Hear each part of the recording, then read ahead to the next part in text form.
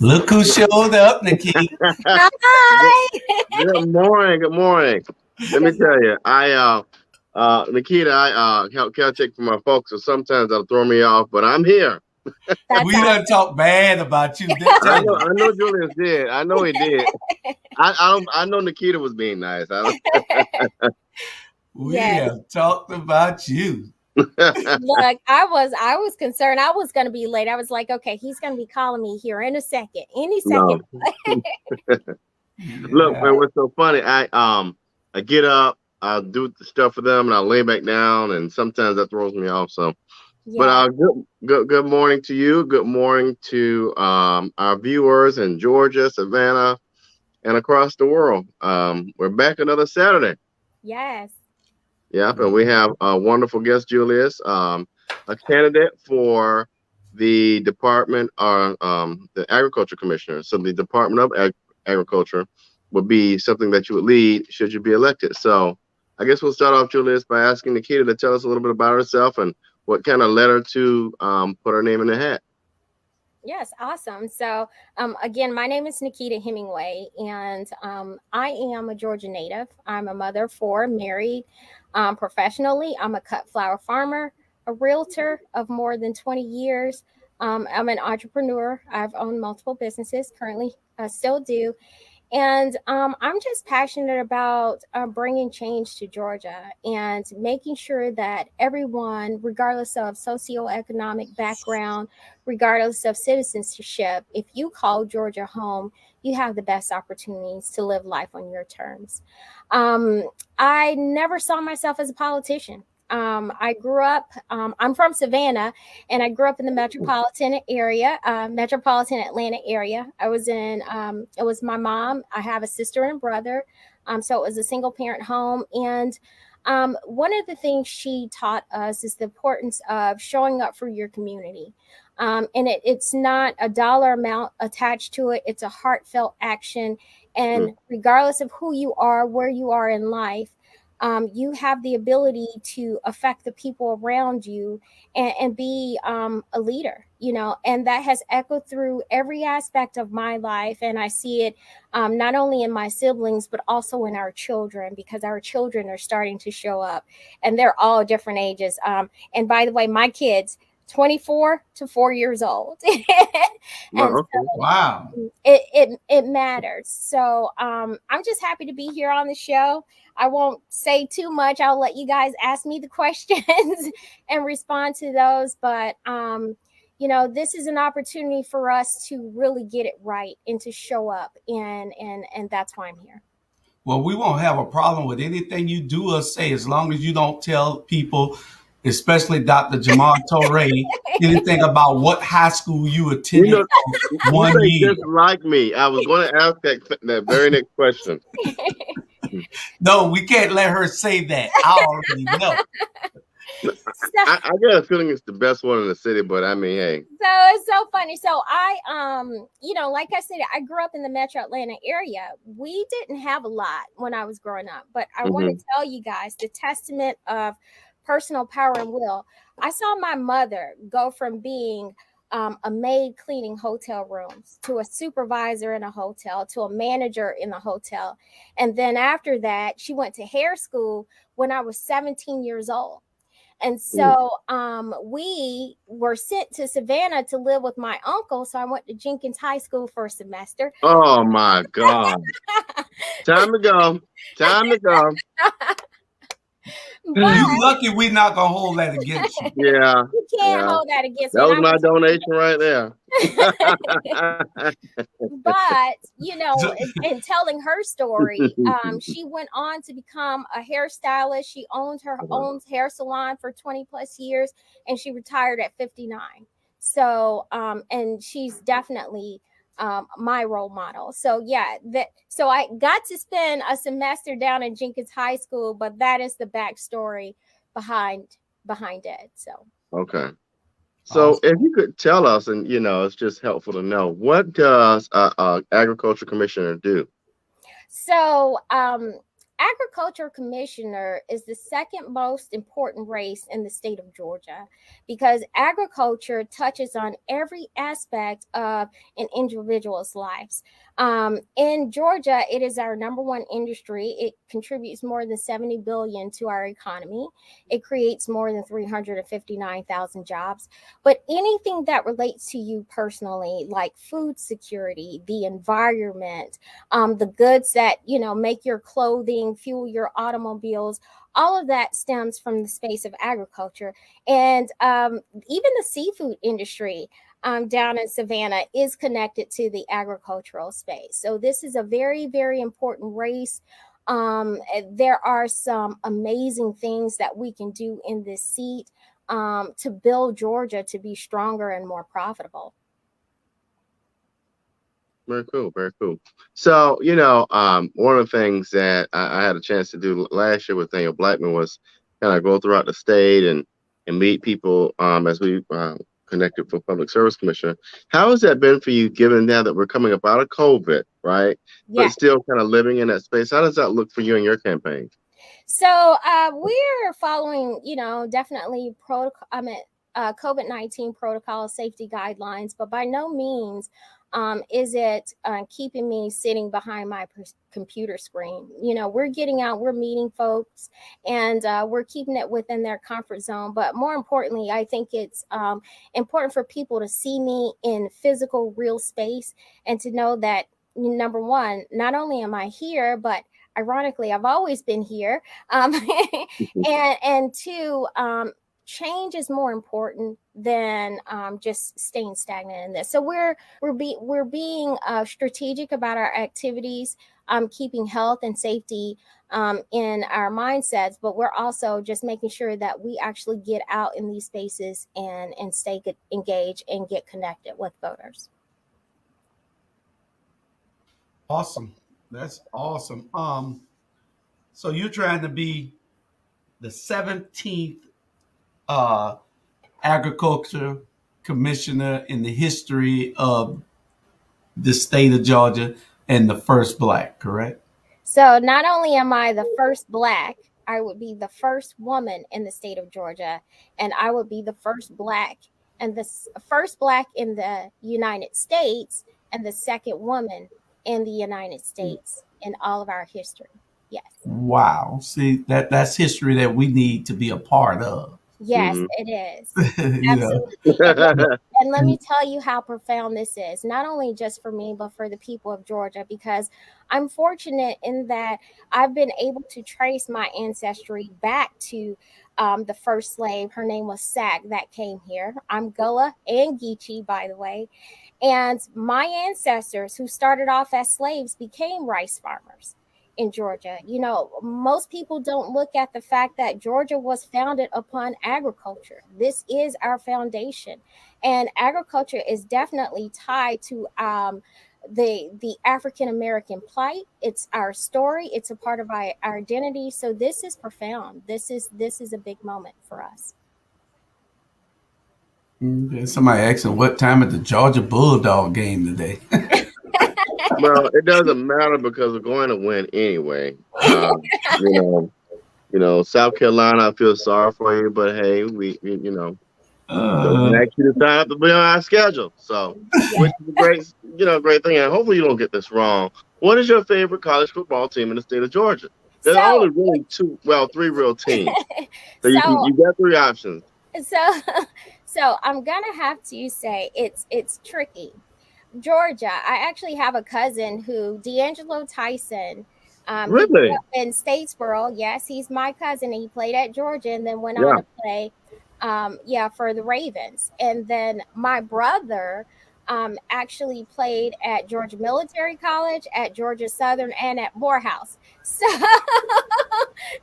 okay, you're back in my good graces. As long as you said Savannah State, Georgia Southern, or UGA, you're fine with me. All the other schools don't matter. The other ones don't matter. Definitely. And Georgia's in my backyard, by the way. Definitely Georgia. But hey, I support the other teams as well, too. The ones I mentioned.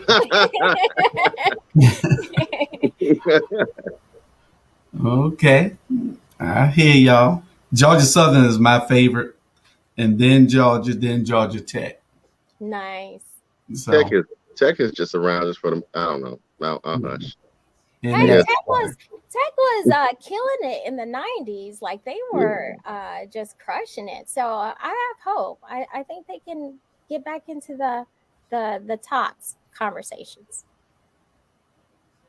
Yeah, we'll be nice to him today.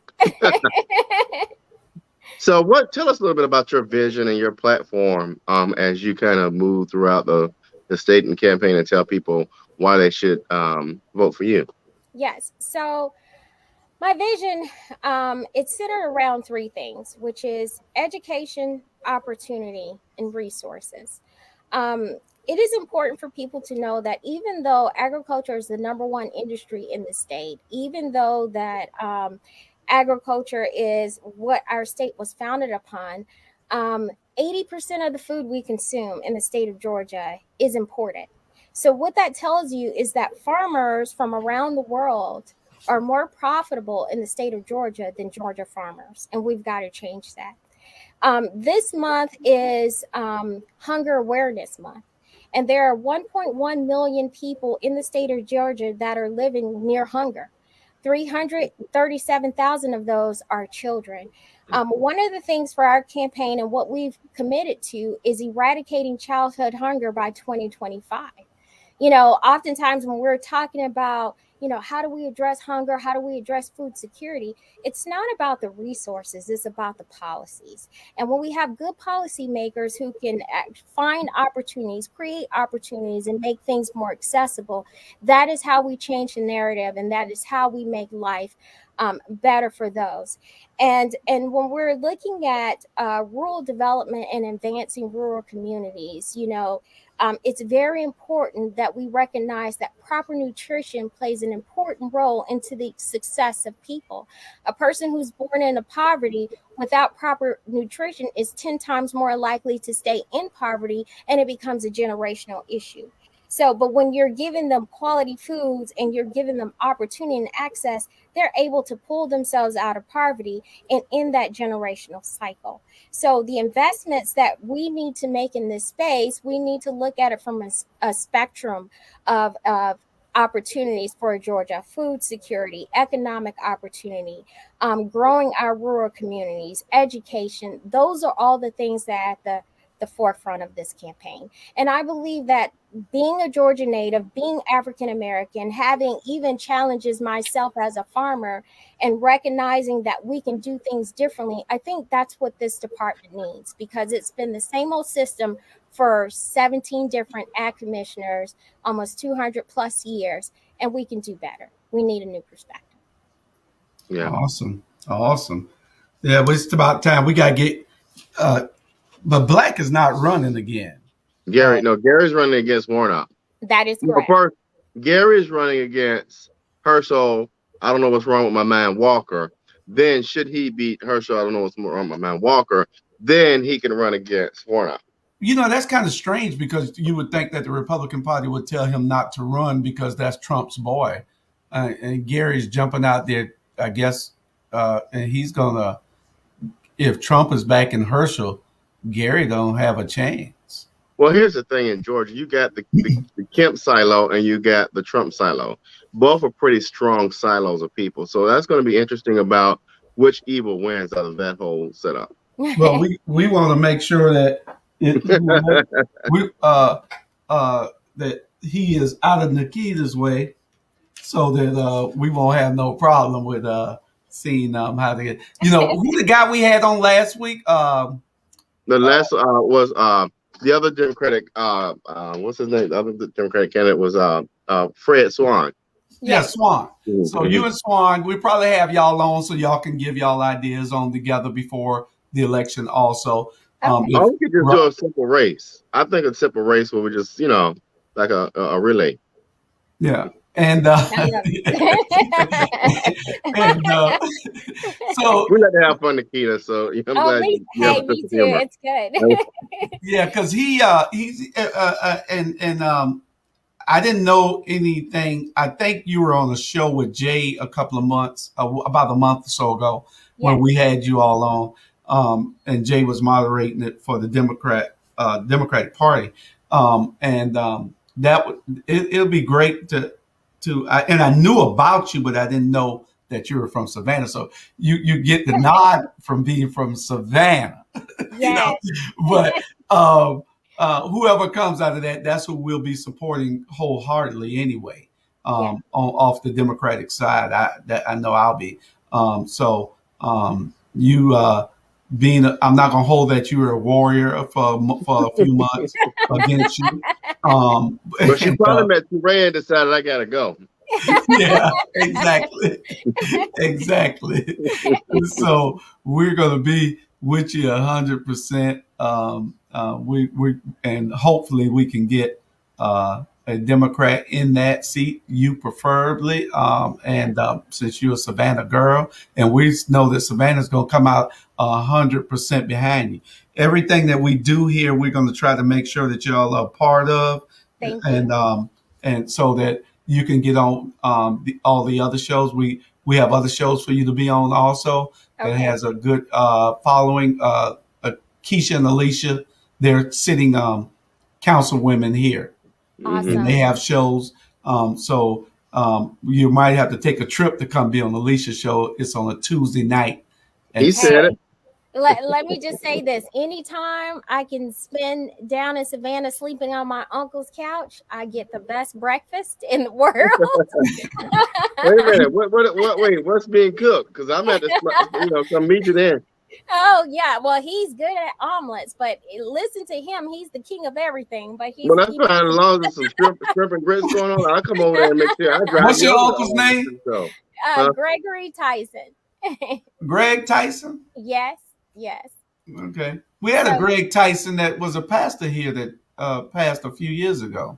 Okay. Yeah, not the same Greg Tyson. But I don't think that's the same person. No, not the same. Yes, I'm a Tyson and a Scott. So okay, which Scotts?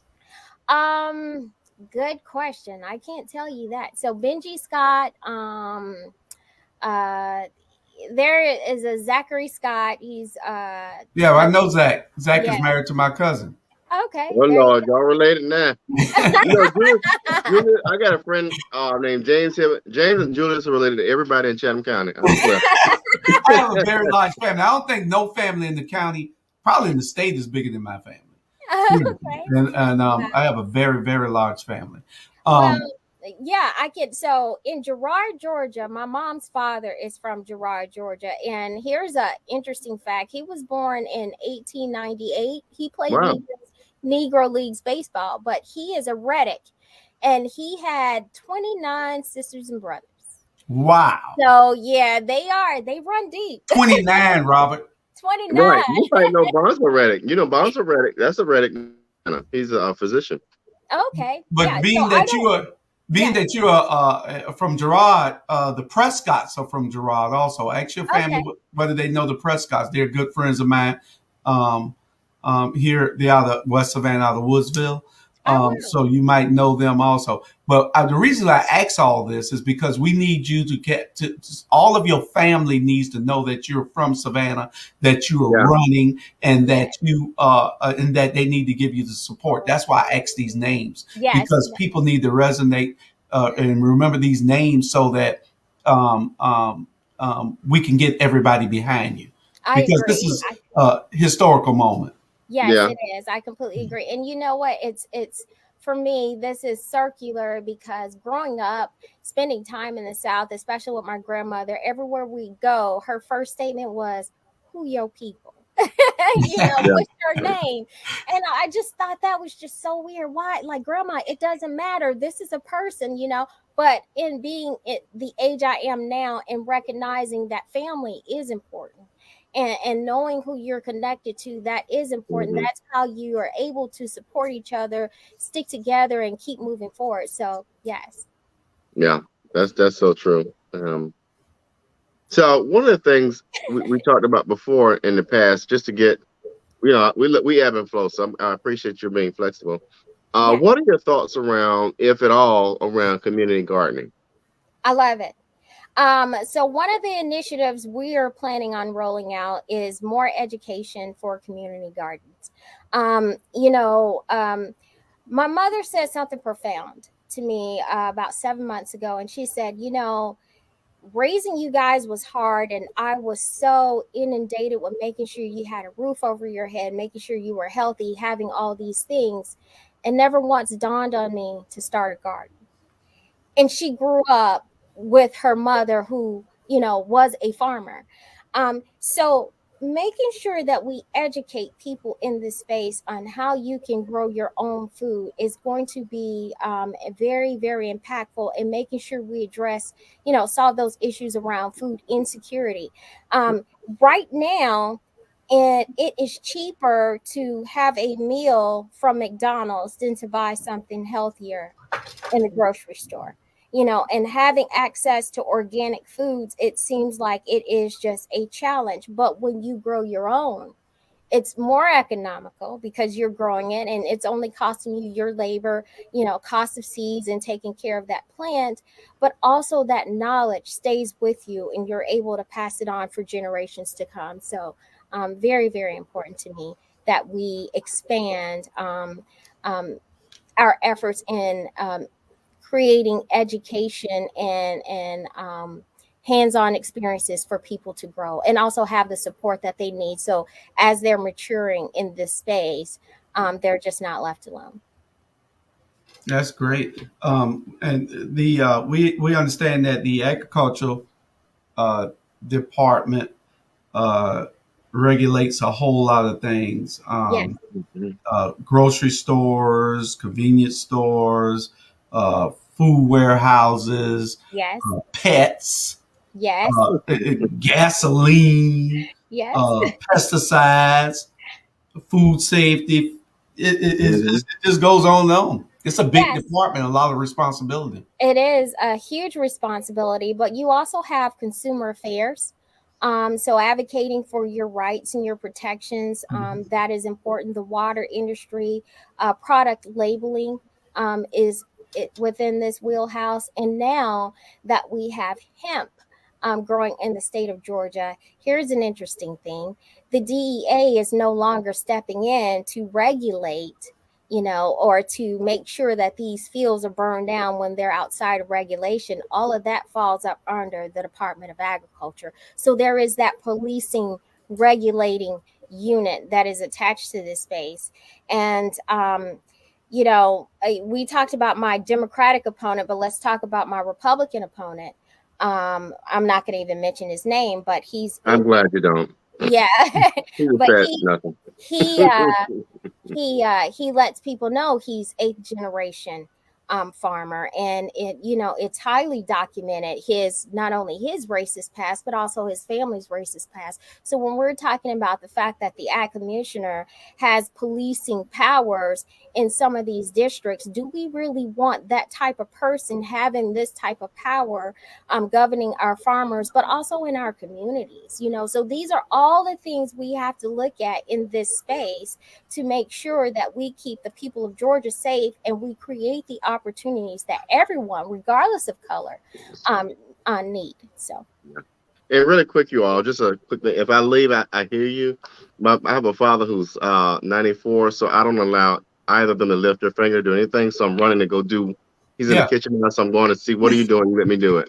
Not that they can't, but like I tell them yeah, all the time, I said, "You raised me and my brother. It's time for us to raise, you know, right. to Take care spoil of y'all." them. So Right, yeah. yes, But right. Nakita, you said a key piece right there with the hemp industry. What are your thoughts around it? It's such it's a billion-dollar industry. yes, I think the state of Georgia, under our Kempian or Kemp rule dictatorship, have lost sight of things that's going to help the people. And you're yes, exactly right. We could talk about the policing and their inability to understand that minorities are in this state. I think they think they're all white state. But let's yes. go back to Kemp.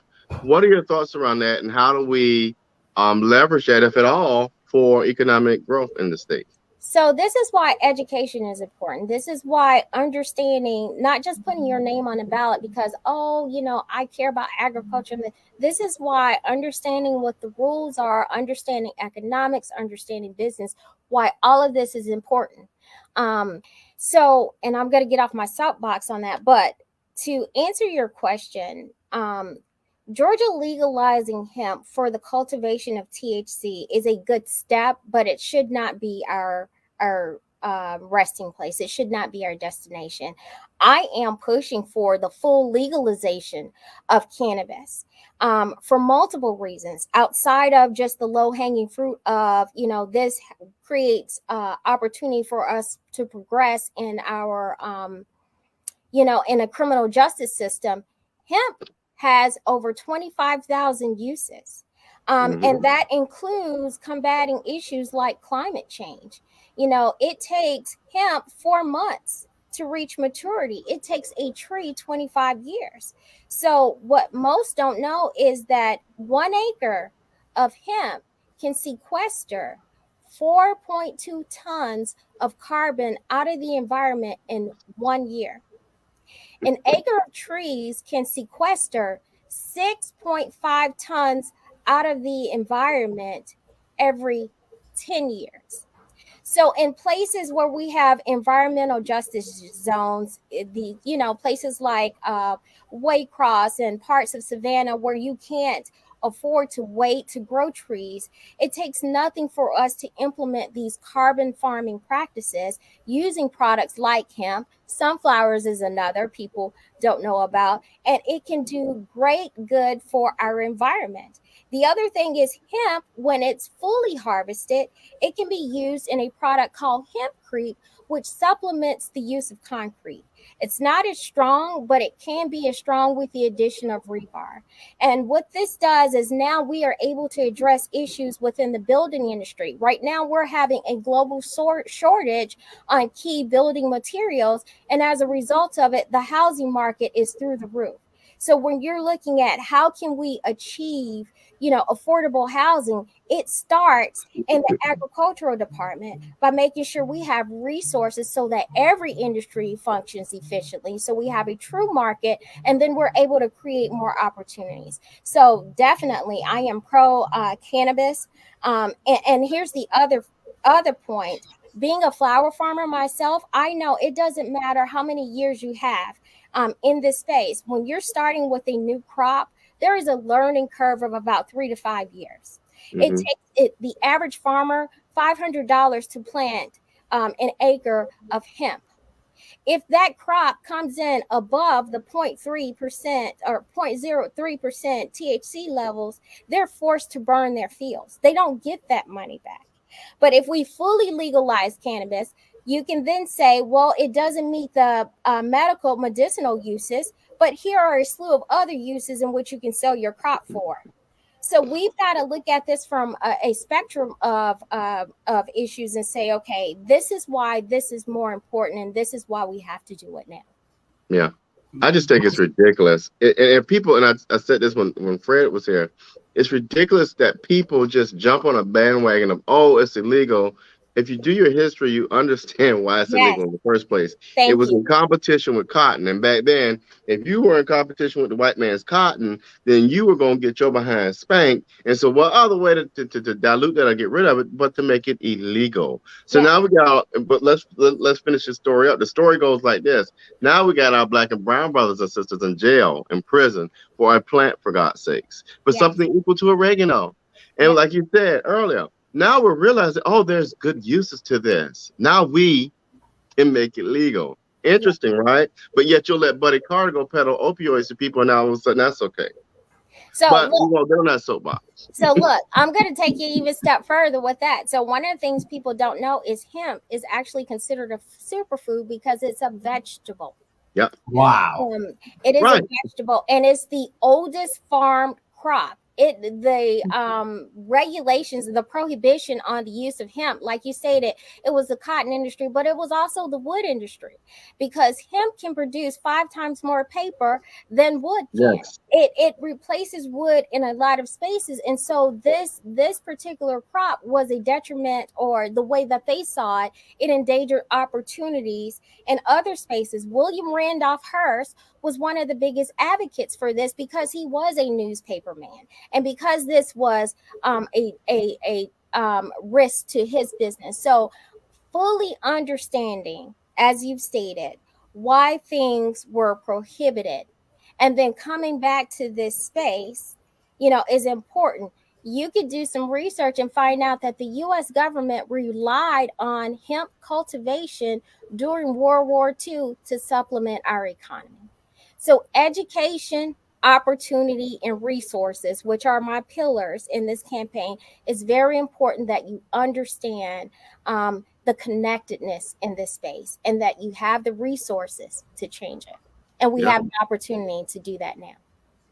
And Julius, I even looked at the other day. I do a lot of YouTubing, so I saw the hemp concrete, Yes. and it's so neat. Like it's even flame resistant. Flame You retardant. Yes. can burn it.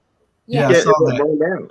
It Yes. seems like the benefits of hemp just outweigh massively the illegalities of the product. And like you said, now is the time to change it because there's so many people. It was in the way of cotton back then, and now you have so many things of superfood that has all these benefits that we could use. It's just crazy that they still want to find a way to regulate it so that everybody can't make it, so they can regulate it to the point where it's benefiting the states, I guess, instead of benefiting everybody else. You can't just grow it like everybody else grows it, or like you grow fruit. You can't just grow it like you grow fruit. So I guess that's the hurdle that we have to cross. Well, then, and there is another perspective to this. If we look at the economic impact, right? Hemp farmers in states like Georgia, where it's THC legal, they're making between 90, 140,000 an acre. That's the earnings potentials. When you have states like California, Oregon, Colorado, where it is 100% legal, those farmers are making up to $1 million an acre. Imagine how much more money the state will generate just off of taxing this in these rural communities. Now you have revenue that these communities are generating, that you can get broadband, that you can, we're talking about infrastructure nationally, but there's so many things that we can do within our state ourselves to increase revenue, to build up our rural communities, to create more opportunities. And it begins with a better vision for this office. Awesome, man. You sound like the right person that we need to be putting in there. I know that. Robert gonna do everything he can.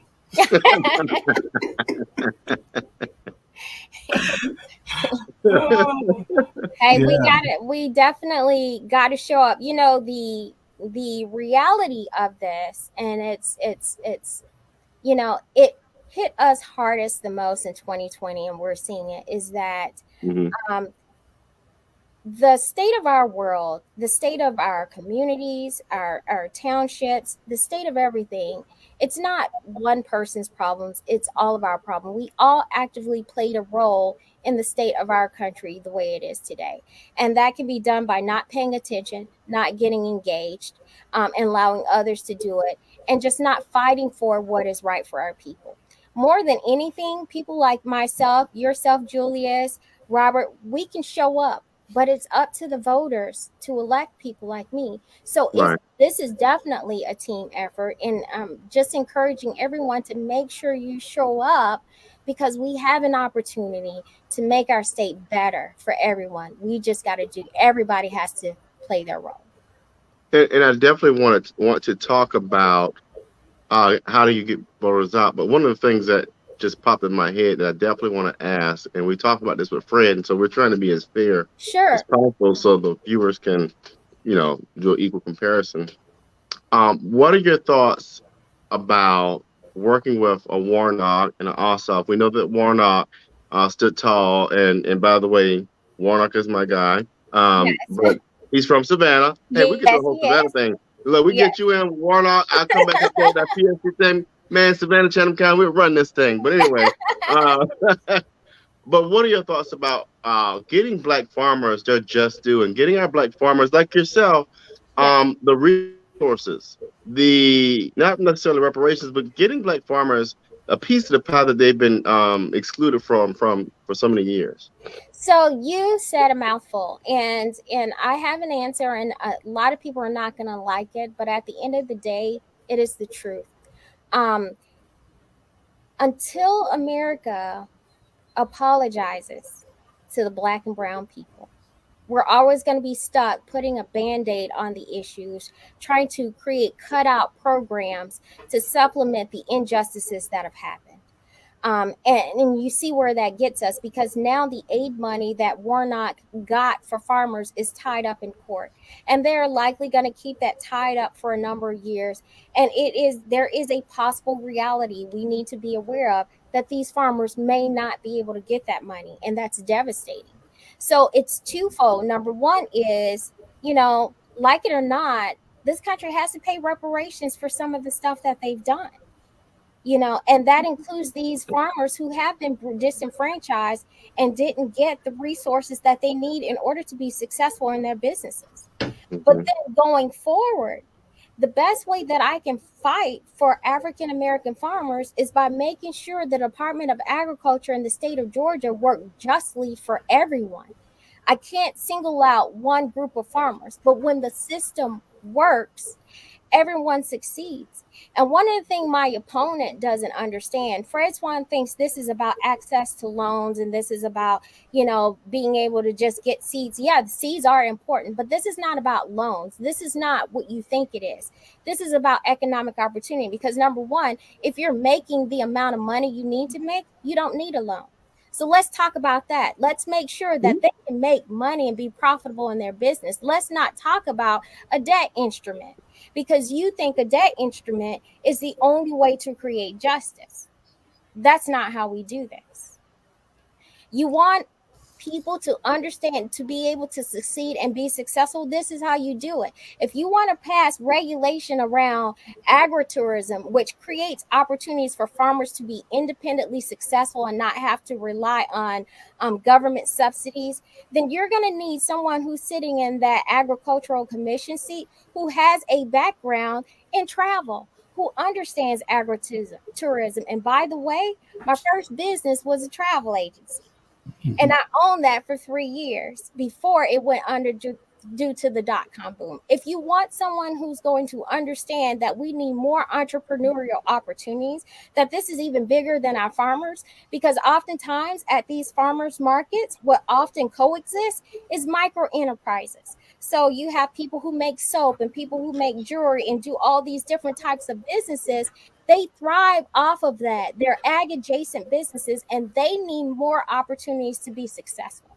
So in order to get there, you have to have someone who has not only an entrepreneur's heart, but an entrepreneur's vision.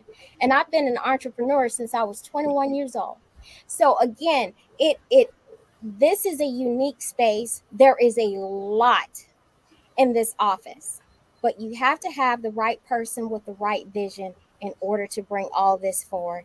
And that is what we need. One And I about appreciate that. I appreciate that. I'm sorry, just let me just give her a compliment, because I love the passion you just showed. And the other thing I like that I don't see from many, and you're not a politician, you're a public leader. Let me relabel you. You're a public leader. The difference between a politician and a public leader is a politician blows hot air with no ideas, right? You just showed a passion that I can really appreciate. And the other thing you showed me that too many don't have is that you're willing to stand on your own when the idea may not be popular. So I just want to tell you I appreciate that. And it's crazy, and that's what you just said just now for the last 4 or 5 minutes needs to be said every time you go anywhere, because Robert and I were thinking the same thing, the exact same thing. That's why I put up this comment from a viewer. Malvie said, she sounds like a progressive Democrat we need in office. And I was just, Robert, right before you, I was about to say the exact same thing, because girl, if you ain't agriculture commissioner, we can get somewhere. It's like church. She was on there preaching. She was preaching. I started to do my We time need offering. you somewhere. You are awesome. I mean, serious. Thank you. You are very articulate, very intelligent. You have a sense of caring and wanting to make a positive change, not to go and sell out. A lot of people just want to go into these offices and be about them, and they think that it's all about them. But we see and we hear, and that's what people got to start doing: opening their eyes and opening their ears and Yep. listening to what a person says. You can tell whether it's about them or whether it's about the people. And Yep. with you, we can tell it's about the people. And we need to get your voice and you out there on everything. I hope that all the women, Keisha Gibson Carter's listening, all the women, Alicia Blake, Jay Jones on his show. It is what it is. I know the three of them We need better to be have- watching. Yeah. You need to be on all these shows talking, and we're going to do whatever we can to Ooh, look facilitate at that. her. Look at this. Look at you. Get all kind of compliments. If y'all feel so good, y'all better be donating. You better donate. That's right. Donate. That's right. Y'all Donate. better pass the hat. And I ain't. Yeah. Hey. Make sure you send your signs this way so we can put I them in our will. yards. Hey, Jay has signs, so if he has any, light him up. Jimmy J say he had no Jimmy signs. J, where you I'ma at, tell him. Jimmy J? If you listening, Jimmy J, you need to Okay. get on here and tell everybody where they can pick these signs up from you at. Yes. Okay, Jay. Jimmy J, hold him now. Now, James, in all fairness, James is an awesome person. We pick on him because we love him. So yeah, that's our boy. He was they up late last night. better not run up on Jimmy J. We jump folk down here. Hey, Jay's my brother. Jay's a good man, so He's awesome. that. And he has a phenomenal tribe, a beautiful wife behind him. I mean, Yes. he's just phenomenal. So We ain't gonna tell you what he said about you last night, though. it better been good because I'll call him up in a minute. but and this is the thing that James that he works on a lot, and I'd love to get your feedback. How do you get those voters who have typically not engaged with voting, or don't understand voting, or don't want to vote? Like here in the first congressional district, we have a huge, like over 70% that didn't vote in the last election. How do you get them inspired and motivated to come out to vote?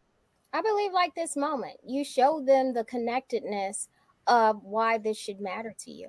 You know, one of the things I do every platform that I have, that is the first thought, is how do I get you excited about this race, and how do I help you understand that your participation is not only needed but required, because it is not a solo effort. We're in this together, and it doesn't work if we all don't show up. You can hoop and holler all you want. We can talk about police disenfranchisement, but let's be real. How many of our boys are actually signing up at the police academy? Because, you know, our oppressors, they always show up. Ooh. Think about that. Ooh. They always show up, and they won't get in these positions of power. They won't be able to negatively impact your life if they're not the one showing up. So now we've got to show up. That's it's funny that you said it, and that's one of the things that I preach when to hire locally, because these people know the communities. Yes. When you hire somebody from Nevada, North Dakota or Wyoming and South Dakota, and you bring them in here to police area and an environment that they're not used to, then they act in a way that is foreign to us. Exactly. And it could be detrimental to us. And so that's one of the things that I preach every day too. So it's funny that you say that. We need that.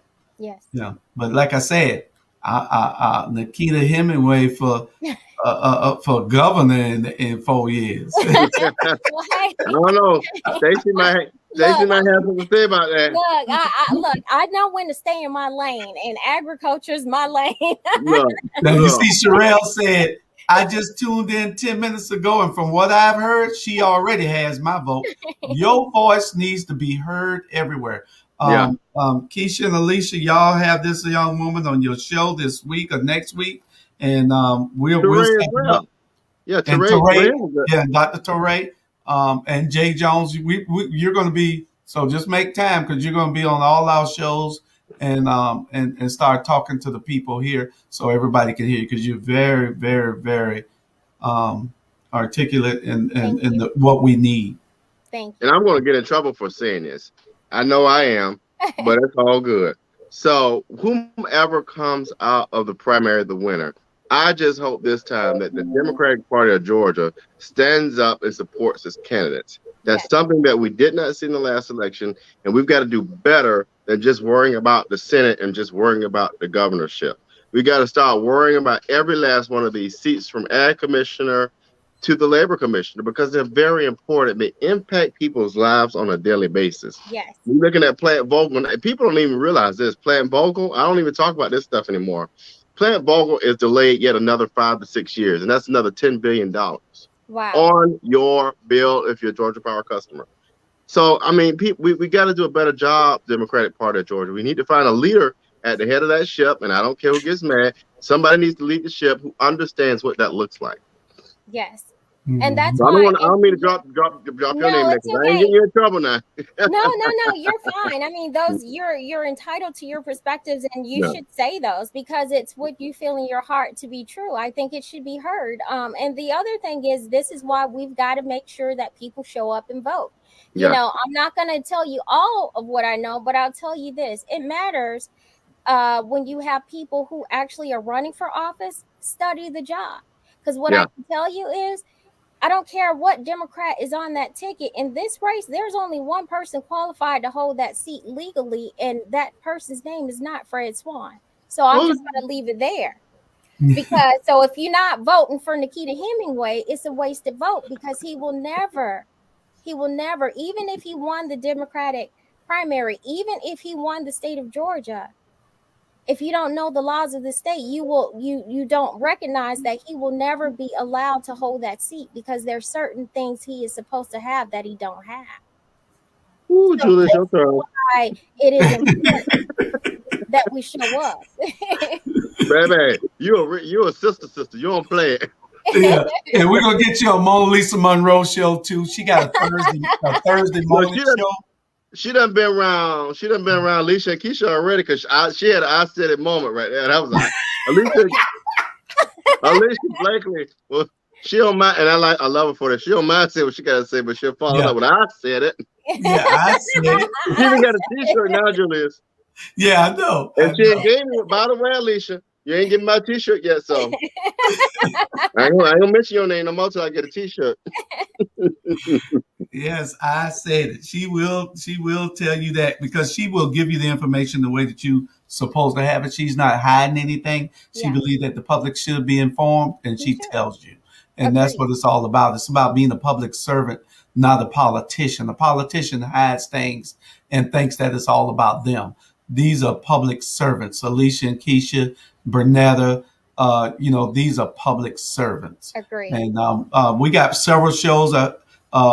We need to get you on Mona Lisa Monroe morning show on Thursdays at 10 o'clock. We need to get you on there also. It's all these shows will be, just give us a call. We're going to be hooking it up for you. We are ad hoc campaign committee here in Savannah. Hey, I love it. Yeah. Chatham County is what, the second largest? I know we're in the top 3 eligible voters. So, like I tell people all the time, Chatham County is very critical to anybody's success in an election.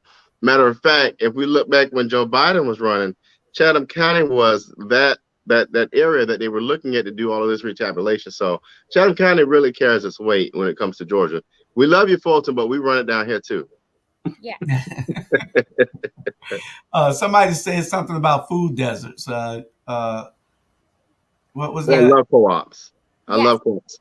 I lived in Virginia for a minute, so I know co-ops are awesome. But go ahead. Sorry. Yes. So Rebecca, I touched on it a little, but not in the conventional sense. So I'll just bring it all home. one of the biggest challenges we have in the state of Georgia, even though it's an ag first state, even though it is the most profitable industry in our state, creating more jobs, and we have over 68,000 farmers in this state. Farmers around the world are more profitable in Georgia because 80% of the food we consume is imported.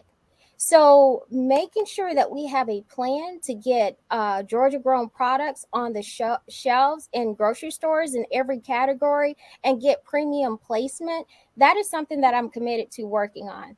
The other thing I'm committed to is ensuring that we have a locals farmers market in every county, in all 159 counties throughout the state, because it's not just the farmers that benefit from it, it's also the small business owners that benefit from it, and it builds community and it creates access to locally grown foods.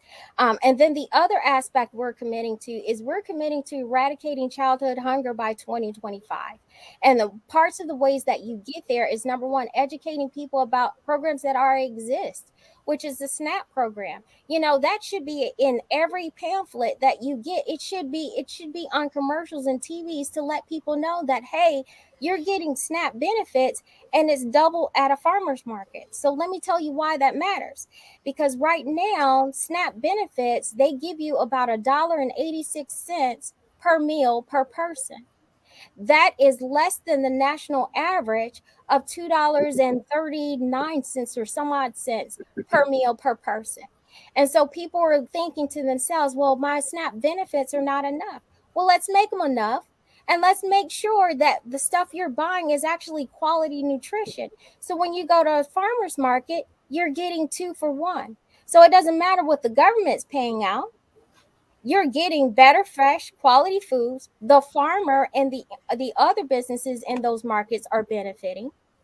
And then we're growing community. We're making sure that the state of Georgia is more profitable, and we're keeping more of our dollars in the state. So to answer your question, the problem around food deserts, it's multifaceted, and it's not just going to happen with just saying we need more farmers market, we need more of this. We need to look at this from a spectrum of things to make sure that the people of Georgia benefit the most. And that is awesome, because one of the things that hit me the most is that we need young, like Melvie said, progressive Democrats that want to make a difference in our communities. Yeah. And one of the things that bothers me a little bit is we got great people like Robert right there. Robert had 2 million votes when he ran for Public Service Commission. We got Jay Jones. We got Daniel Blackman. We got Marcus Thompson. We got some great people that will be great leaders that are younger, a little bit younger than me. I'm 36, so they're a little. But and the thing is that I'm gonna say something. I'm gonna see if y'all catch this. What's the dog name? CocaCola. His name is Coke, but it's short for Coca-Cola because everybody thinks cocaine. No, it's not cocaine. It's Coca-Cola. So cute. Now here it is: Alicia, Keisha, Bernetta, Tanya, Sonia, Shalana. What y'all catch out of that? African American women. Yeah. And we need men also to have the same mindset. These women that I just call are awesome. They made a promise and they're doing exactly what they say they were going to do. But we need the public to get behind them. I agree. And then women like you who can also have that passion to want to serve the people. And we can tell, you ain't here talking that mumble jumble. You're here talking and articulating the message that we need to hear, and Bernard, y'all there in Atlanta. Bernard, y'all there in Atlanta. We need you can't go on Bernard's show. Bernard, no, you can't go on Bernard's show. There in Atlanta, you need to be sounding Nakita Hemmingway name in Atlanta. Yeah. We have an audience everywhere, so we need to be getting your name out everywhere that we can get it. We're going to do what we can because we just believe that you're awesome. Thank No, you. well, fun fact as we close out, because we know we got to move on to the next thing. But you're in Athens, are you? And because I used to live in Athens, I'm a higher ed person by trade, so I've been in the Athens corridor. Are you in Athens or kind of the No. Bogart? So What's the I'm state in of- not even that far. I'm in Decula. So and Okay. our farm is in Lawrenceville. We're literally right there. So we're the northeast corner of Gwinnett County. And I'm not sure if you guys know, but I ran in 2020 for House District 104. Okay. And my opponent was Chuck F. Strachan. He wrote the hate crimes bill. And This is hard. when we talk about representation and why it matters, let me tell you why it matters. In that race, my opponent sent out a flyer with NAACP and African American leaders on that flyer as if he was given permission to send that flyer out to confuse voters. And he actually had to issue a formal retractment of that, apologizing for that, because that's what happens when we don't elect people that represent, who genuinely represent us. They silence us by stealing our voice. Yeah. By saying, I recognize you, I'm going to create these opportunities for you, and it's only about creating opportunities for them. And by the way, he raised 1.3 million. We raised 160,000, and I want you guys to know that we were 779 votes shy of winning that race, despite the money he had, despite the name recognition he had, despite the fact that he was he sponsored that hate crimes bill. We did that because we showed who we were, and we showed what we stood for. And that is what is important. We got to make sure that we show up and we support the right people for the right seats. That's correct. How many votes that was? 779. Man, all we needed was 300 and about 70, 80 of those. Yeah. And we got, that's why it's important. Yeah. Now, I was telling somebody else the other night, it's important to get out the vote. We think our one vote doesn't matter, but it matters. It's a 1 to 3% difference, and your lives are impacted every day by that 1 to 3% decision mark. So yes, and here's another part that is very important for the now. In 2018, House District 104 was gerrymandered. When my team and I processed those numbers, it was that split precinct where we lost our opportunity. This is a redistricting year. And so we understand how that's going to impact us locally and countywide. This is why you always got to show up for every election, because this could be the difference of healthcare for someone. This could be the difference of education for someone, or the difference of a business being able to launch in a particular place. All these things matter. All right. Well, we thank you for coming on, Nakita. I'm sure that Julius and his team are going to reach out about the other shows. And whenever you're in Savannah, let me know so I can come over and have shrimp and grits made by your uncle. He's gonna love that. But thank you for having. Great to hear from you, and we love to hear more from you. And Jimmy J, if we don't have a sign on Monday morning, you're gonna have some 4 flat tires. So we just want you to know that. Yeah, we're gonna make sure that we get that information from Jay so that we can tell everybody where we can get your signs from. This today, we're gonna have that information today. Sounds great. How can people get in touch with you and your website and all? Yes, so my website is easy. It's NakitaHemmingway.com. I'm on Facebook, Instagram, and Twitter. And if you can't remember all of that, just Google me. I am fortunate and blessed in that I am the only Nakita Hemmingway in the world right now. So you're going to find me. That is awesome. You're the only one. I am a chemist at University of Virginia, so hey, I love it. Yes. Well, good to have you, Nakita. Any more questions, Julie, before we move on? Or no, we'll just get with us. We'll send you our phone numbers. Yes. And emails, so you can call us, so we can get you arranged to be on all those shows. That sounds awesome. Thank you so much. Anything that says Bernard Brown, block it. Yeah, if you say Bernard Brown, block it. You can go on our Facebook page or our YouTube, and you can find all our shows. See which ones you want to be on. The one last night that Robert was on with Bernard. No, I wasn't on that show. The Nature Boy was on that show. I wasn't on Oh that. yeah, the Nature Boy was on that show. So you might want to look at that and see whether it's something. But you got people in Atlanta that would love to back you because see they don't know you. But now they do. Yes. So and we want them to get the word out about you. So we think you're awesome. So we'll be in touch and make sure if we don't get in touch with you in the next 24 hours, you knock our doors down. We got both our emails already. Yeah. All right. Sounds good. Thank you so much. I enjoyed our session. That's good. We appreciate you now. Okay. Thanks. Bye-bye. All right. We're going to switch gears for a minute. Look, Bernard Brown. Sit Bernard Brown in lane. We're going to bring Bernard Brown in this conversation here. I think he's real provocative. He went off last night about the which he should. He went off about the issue with the young people. Bernard Brown, ain't no bye. Bernard, you gonna come join us? Sit in the lane. Come on, Bernard. We need you on this next part. Ivan Cohen said he was on and he survived. Look at Ivan was like this the whole night.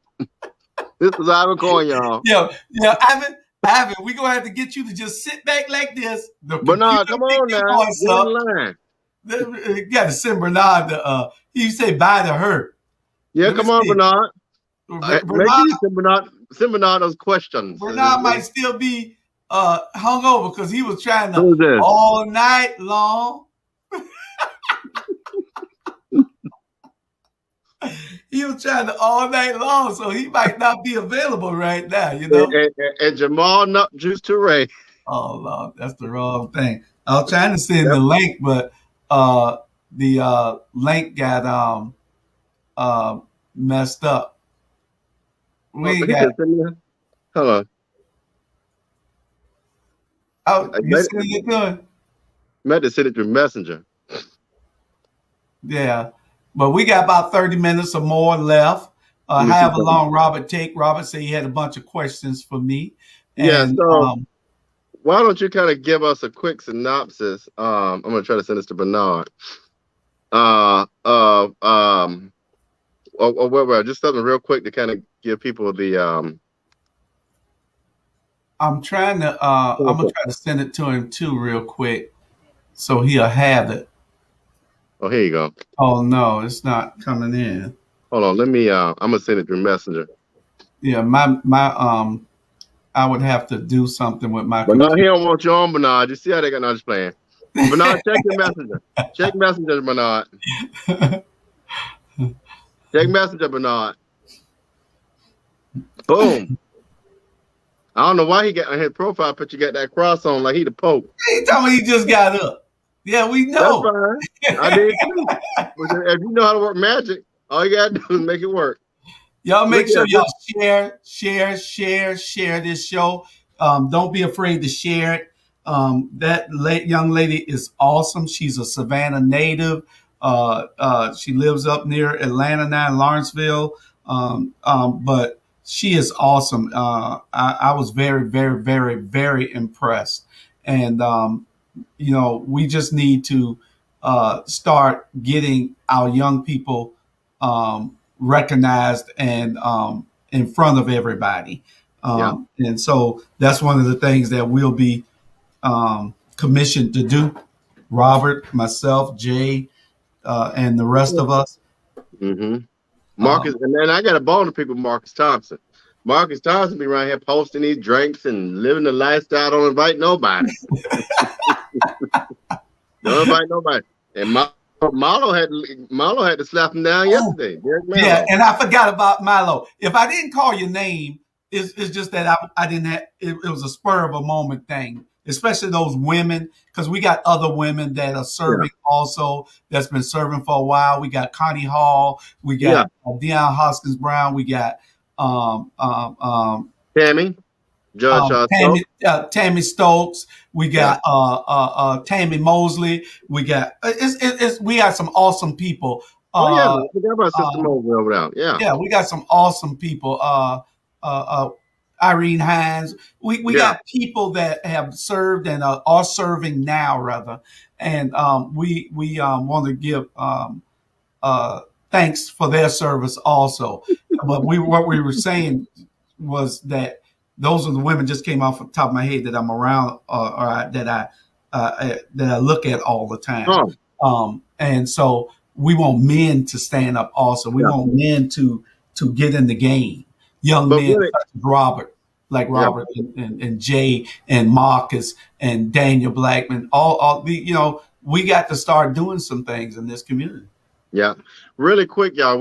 I posted yesterday. We got a special announcement, and then we'll jump in your piece, Julius.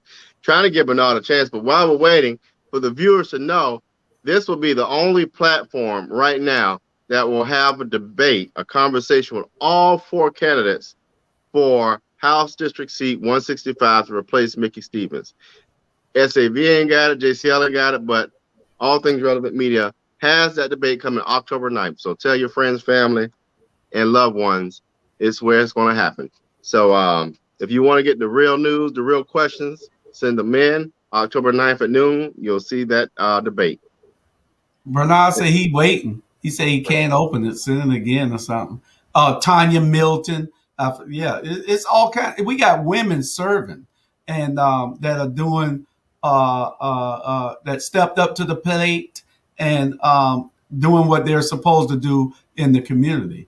We just need young men to want to serve also. Yeah. And the thing is not to wait, not to come out when it's time to run. Come out and work on somebody's campaign.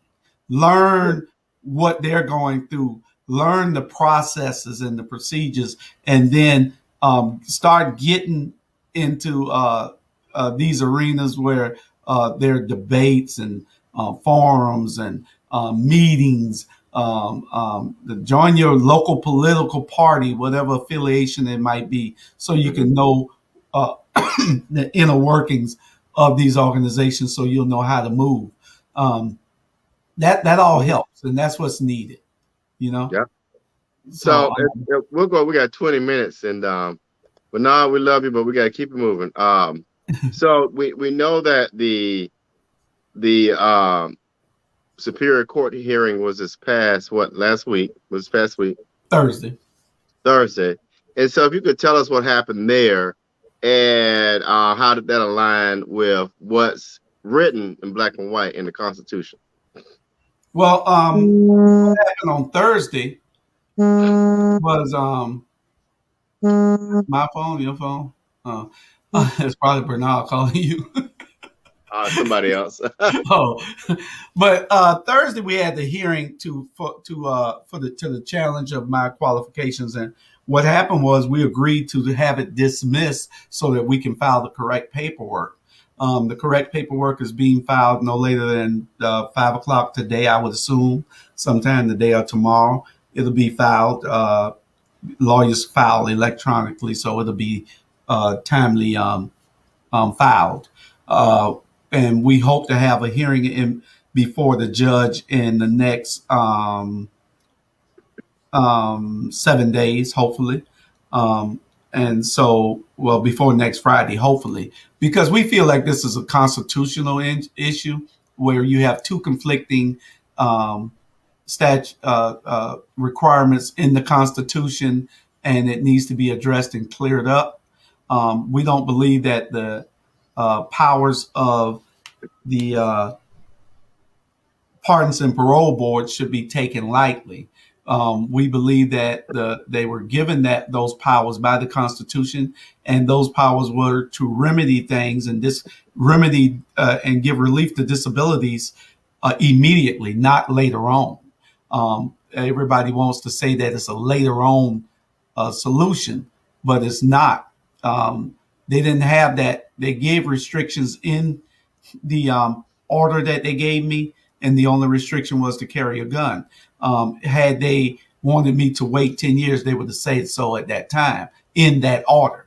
They are smart people. They know how long I've been on. If they thought that was one of the conditions, they would have put it in the order. And that's all we're saying. The paper and the news, they want to sensationalize everything. They want to run back to 30 years ago. We're not worrying about 30 years ago. We're worrying about the next 30 years. if they're saying that it's been that I've been disqualified. Well, technically I have, but my appeal process is ongoing. So y'all look to hear, and we'll see what God has to say about that in the next few days. And so, I mean, does this to you, and I'd love for the supporters to jump in, especially those from Fort Wentworth. Does it equal voter suppression if you're not on that ballot, or if there's some thoughts of maneuvering by those who are already in power? Well, and you're absolutely right with the voter suppression part of it. My rights were restored, so that makes me a whole citizen. I mean, I always thought of myself as whole, but according to the Constitution, it makes me a whole citizen.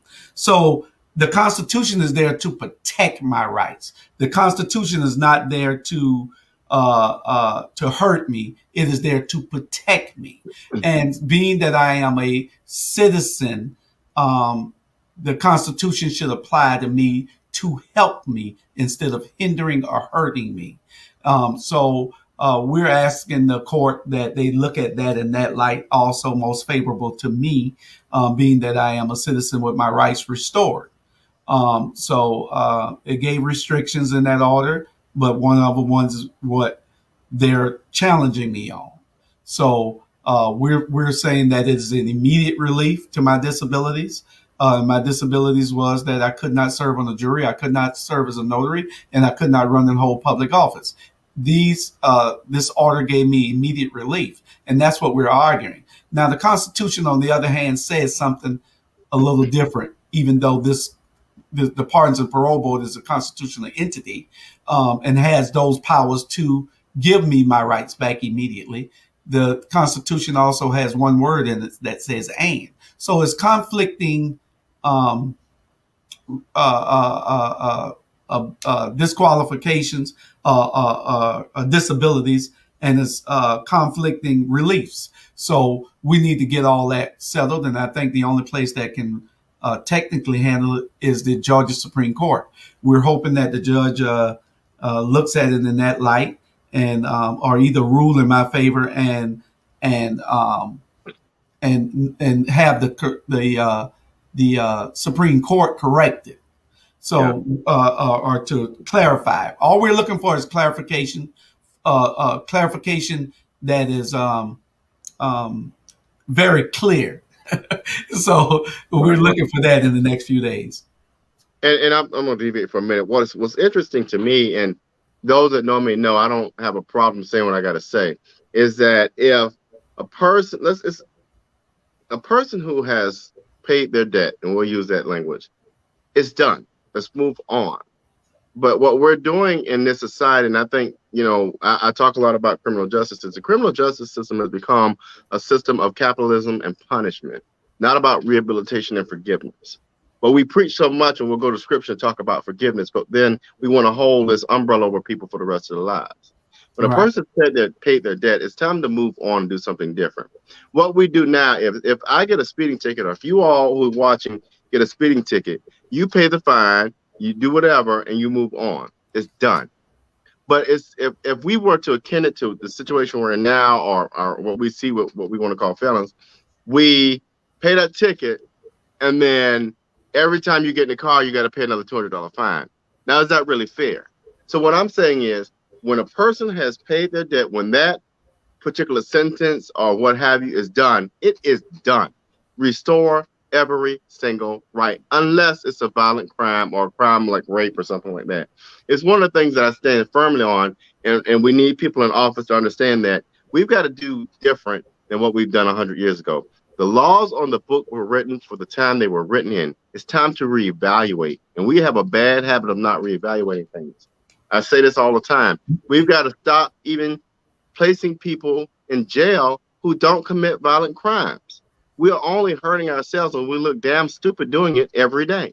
And so it's one of the reasons why I support our current district attorney. She's a forward thinker. She understands these things. But we as a community have got to stop trying to demonize people for things that, A, don't hurt a person, and B, when it's done, it's done. If a person has paid their debt or whatever the fine was, move on, let it go. And like you said, Julius, it's time to, it's in the past. How many of y'all are in situations or relationships and want to go back to talk about that relationship with your current spouse in the room? You don't. So why would you do it to somebody else? Yeah. Once paid, a debt is no longer a debt. And if you paid your debt to society, it's almost like double jeopardy when you have to come out and do something else on top of what you've already you've already paid for. Um, and what we want to do is be able to have people to live a model life after they get out. These returning citizens need a way to say that I'm engaged, I'm involved, I can help, I can rectify any wrongs that I've done in my past. And I want to be a role model for younger people coming behind me. And that's what this is about. It's not about Julius Hall. I'm not doing this. Hell, I didn't want to run. I didn't. The Spirit led me to run. I was put in a position where we either run or don't have anybody else running for the position. So, and I felt like, so I prayed about it, and this is where God has me. If I get it, then that's what God wants for me. If not, then we'll keep moving and pressing and making sure that this community gets better one day at a time and one person at a time. So, and let's add to that. I honestly say, especially to our lawmakers and all of that out there and law enforcers, if we want to keep the current system as it is, fine. You want to hold a debt against somebody forever, fine. Then exempt them from taxes. If you're telling these people that they cannot participate in the system in which they live, then they should not have to pay money or taxes into a system in which they live. That's not fair. So if we want to be real about it, exempt those same people from taxes all around the board. Sales taxes, income taxes, state taxes, property taxes, exempt. So put your money where your mouth is. that's correct. That just how. But going, Ivan said that. And I agree. I got an idea. We're going to talk about this later. Maybe those blocking Julius need to hear this Bob Marley's Redemption song. They probably need to hear it, Ivan, but they don't understand the word. But Julius, I was going to tell you this. We're going to bring Tevin on once a month. We're going to break down the words of some of these songs, especially hip hop.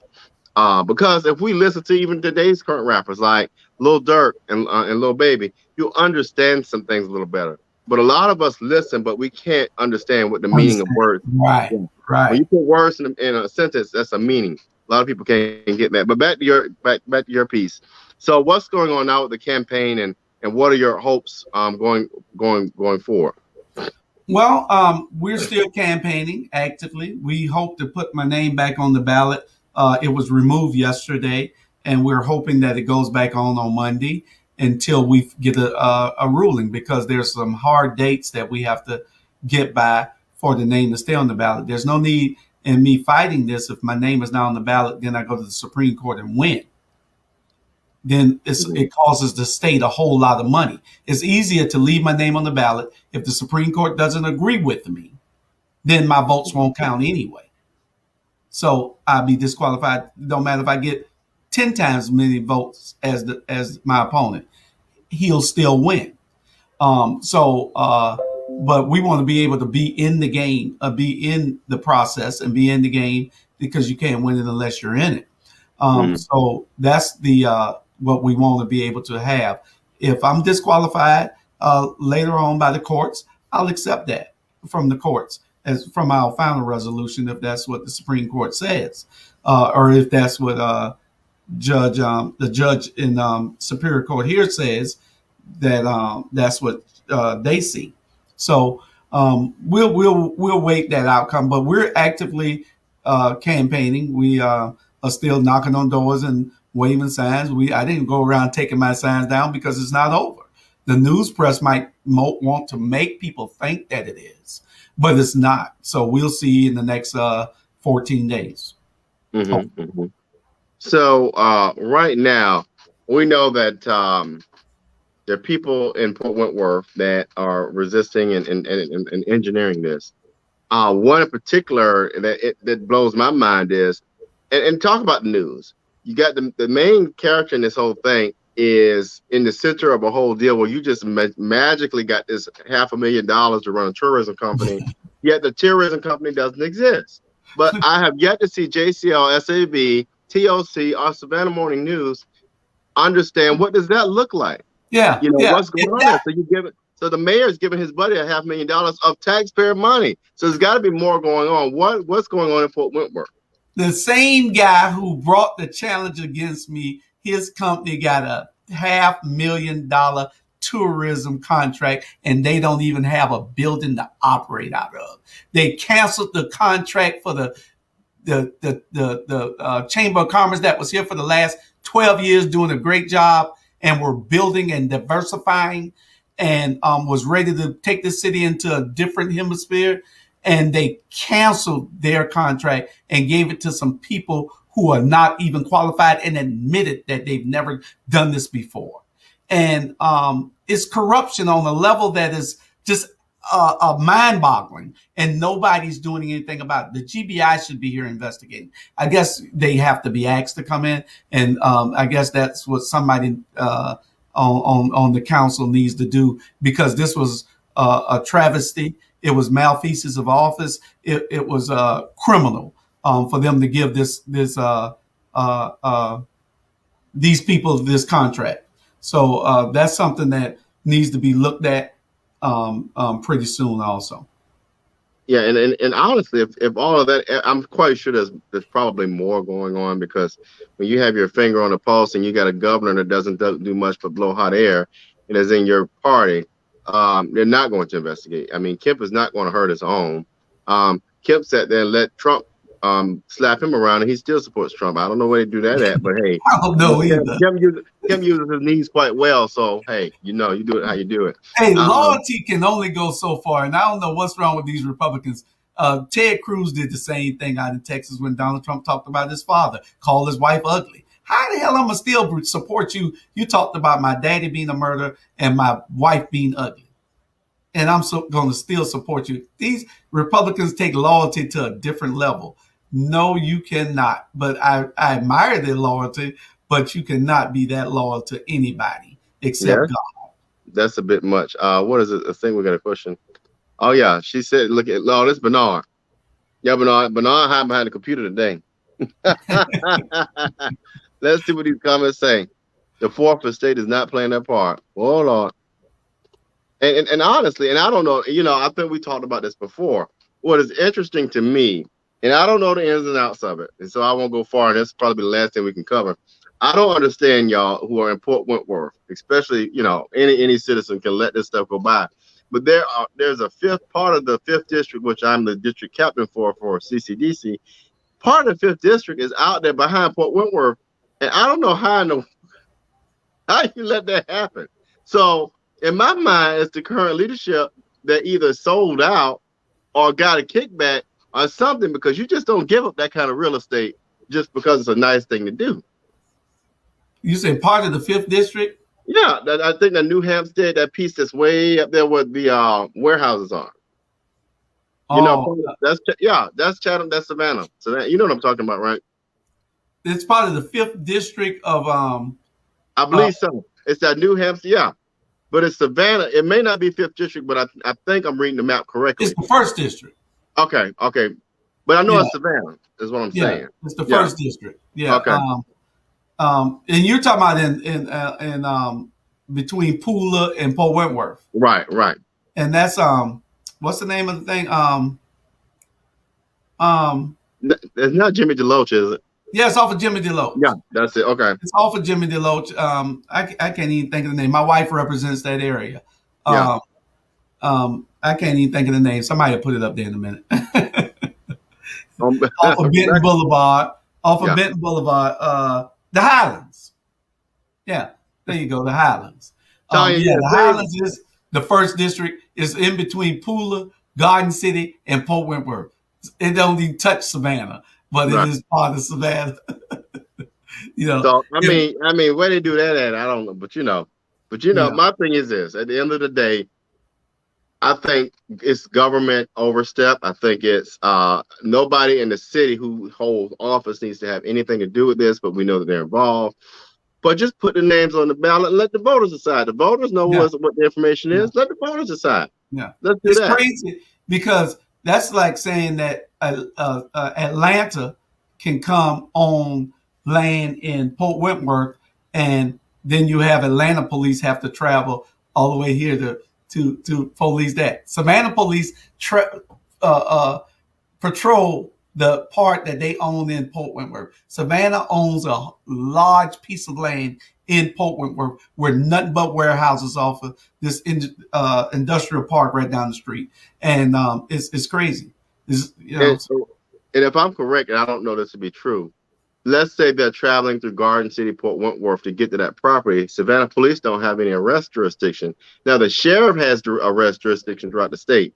But do they really, like, let's say if they catch someone speeding or whatever on the way there, they can't really stop anybody in Port Wentworth, Garden City, or any of that. If there's, I don't know whether they changed that. Back in the day when I was on the police department, we couldn't anything outside of Savannah we couldn't do. We didn't have jurisdiction on. But you're a peace officer of Georgia first, so you do have arrest powers in some instances, and I think they might have changed that where they have arrest powers throughout the state now. Okay. And so they'll be able to do it, but I think they're advised not to. So I need to slow down then. Okay. Yeah, slow down when you're coming through Port Wentworth and you see a Savannah. Oh no, I don't speak to look here. I got a cousin that live right around the corner from you. I don't speak out of Port Wentworth. As a matter of fact, we got a little bit loud one night. I was like, I'm out. I don't need that answer. All right, well, we reached that time. We're gonna get out of here, and so hopefully we'll hear some better news from you next week or the weeks to come. Okay, we'll keep you updating you. Y'all will see it. But all right, stay prayerful and stay vigilant. And we're here and we're gonna fight and we're gonna press on, and whatever God has, that's what we'll be doing. That's right. And Jimmy J, we need our signs, buddy. Yeah, Jimmy J, get our signs to us as soon as possible. And like I said, those people whose name I didn't call, we're going to run across the whole list of all the leaders in this city who are doing great things, in this county rather, who are doing great things, because I got two here in Port Wentworth, Councilman Thomas Barbie and Councilman Mark Stevens. Awesome leaders. They are doing what's right for the people. So we're going to showcase all these people and let the people know to come on out. Don't be scared. We want some progressive leaders to step up to the plate. That's it. Derek Bowler, my man. So don't forget. All right, we'll see you next week. I forgot what we got on the list, but we know October 9th, we have the candidates for House District 165 at noon. So with that, we'll see you next time. All right. Good night. I messed that one up.